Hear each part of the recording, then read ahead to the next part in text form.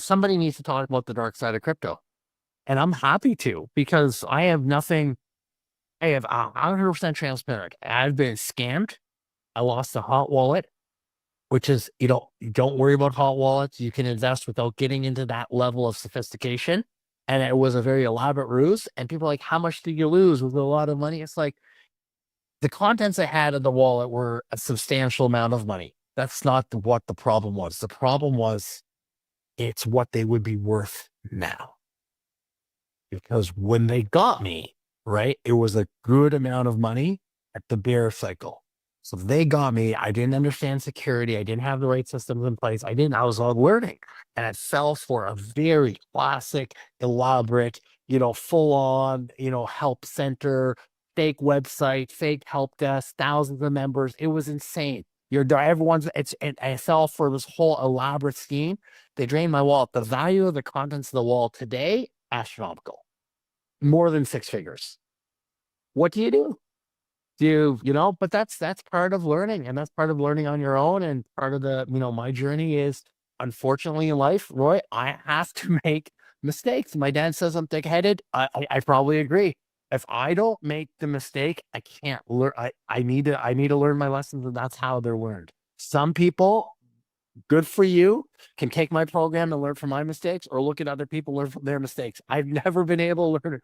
I always have to go through it myself for some reason, but it's the betterment of the people I work with, and that's my journey. But yes, it's vicious, right? And the dark side of crypto, not just a bit of it. You take these influencers who are posting on Twitter, the good ones, the ones who literally say, hey, I discovered this project, it's going to do good, and it goes up 30, 40, 50% in a day. You've got people who have their exact Twitter, look-alike Twitter, but they change a dot, they change some little indiscriminate thing, and they're posting look-alike posts with the same project and a different contract address. So it's very hard to understand, but it's the same. It looks exactly like the legitimate one on the same project. But so you can make two projects in crypto. If you have a project and you call it whatever, ABC, I can make one called ABC. And the only difference between them is behind the scenes it's called a contract address, which you would never know if you knew to crypto. So I'm buying ABC. Well, there's two ABCs. I know what it's Here's a actually legitimate one. like. It's like now on the parking meters with the QR code, people are actually putting their own QR code, and you go in and you're paying the transfer to pay the money, but it's actually, and they're getting your credit card details, and they take as much. It's very similar to that. It's like the same. Yeah, they're doing that. Okay, so, yeah, so when you scan to put in so they're saying never scan, type in the website for it. So even in shops, there's people getting caught. And when you have a shop with a QR code, they're just sticking their own one on, and people just assume because I'm in a certain shop that I would be familiar with. But so that just shows the level. And that's kind of the similar thing, because you actually think you're here and you're safe, but you're actually not. It's the same thing. Yeah. These criminals, they spend day and night.